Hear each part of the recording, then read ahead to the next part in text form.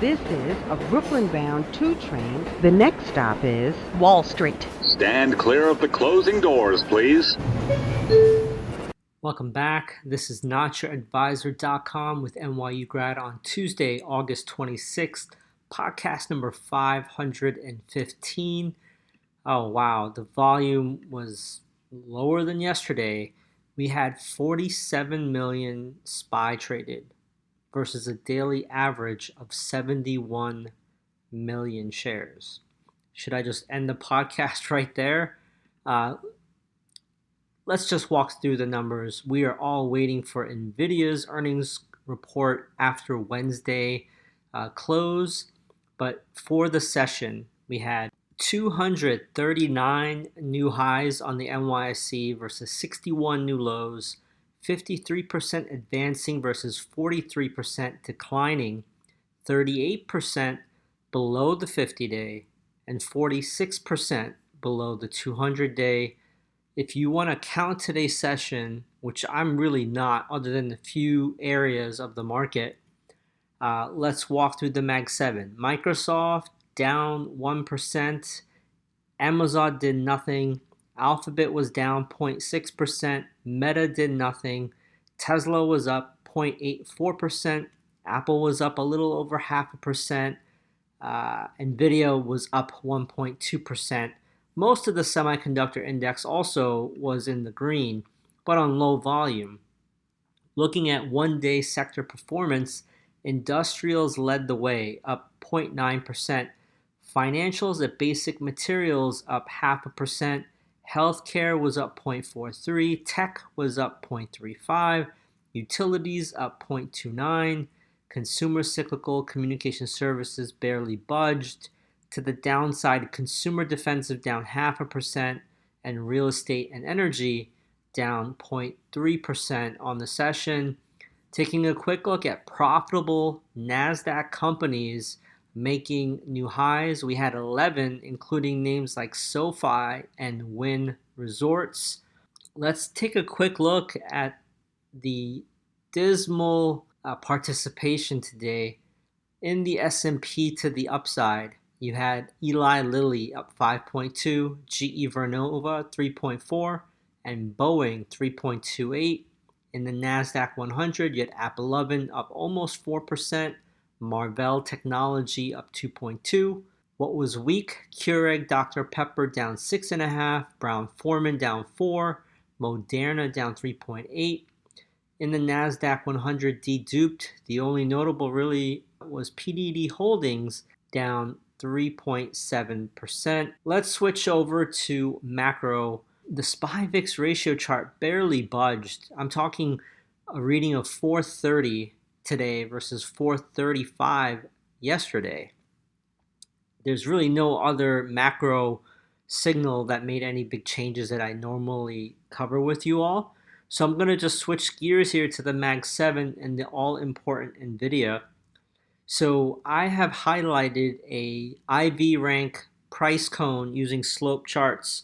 This looks at the options IV volatility and paints a dome of price range that we could potentially see tomorrow or Thursday after the earnings report comes out and the reaction. So we're at like 182 today, but we can go as high as 192 or as low as 174 according to IV data. I'll also share a little bit longer term view from April.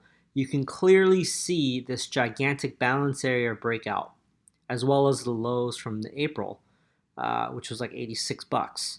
So we've more than doubled since the April lows. We'll see what happens here, but it's hard to bet against NVIDIA, and it's dangerous to bet against NVIDIA. When you see the AI train finally stall, you're going to see it. It will be impossible to miss. So I prefer not to try to guess when that will be. You will clearly see the signals, including NVIDIA slicing below the 50-day, the SOX index slicing below the 50-day, huge volumes to the downside. On balance volume declining. True strength index declining, which it already is. So that's one tick in the checkbox menu for potential bearishness. But don't be a hero. The market will tell you when there's trouble. Google, as I noted, didn't really move much today. Still in good shape here, above 197, above all major moving averages. Amazon is just hanging tight at this 220 level, 228-ish level. We need to get above previous highs of like 236 to really get going on Amazon. Microsoft is below its 50-day moving average. These are just candlestick charts. Meta, barely budged today. We're sitting a little bit above the 50-day moving average, but what is concerning is that we are now backtesting the previous breakout and are attempting to close that gap fill. On Tesla, we backtested the breakout of the wedge pattern and are successfully rallying off of it. So we're above the 50 and the 200. Let's see if we can go higher on Tesla. Apple just trading sideways here above the breakout of the balance area, above all major moving averages. And there's really just sideways action here. No increase in on-balance volume or true strength index. Some notables. App 11 is nearing another new high potential breakout here. It was up 4% today. So the outside of recommending this in the like the 20s and the 40s, here we are in the 400s. I also noted the balance area breakout here right up below 375. So we're now approaching 470. Above 470, 480, it's potential for another launch pad. I have no position. Palantir, we're literally hugging the 50-day moving average every day after that big move down, back testing the breakout of 161. That doesn't look too bullish right now on Palantir. Dave, we're just trending sideways, which is no trend at all. Sandwiched between the 50-day and the 200-day moving average. Looking at gold, it looks really strong. I switched to regular candlesticks here. You can see the gap higher.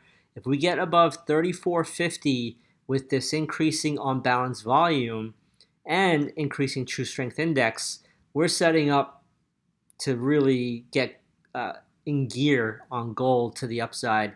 And Bitcoin, I told you all about this dotted orange trend line. We might be backtesting it, and here we are. We need to hold 110,000 here on Bitcoin, or we might threaten to go backtest the 200-day moving average. That's all I got today, folks. I'll see you all after the Wednesday session or on the private chats. Later. Stand clear of the closing doors, please.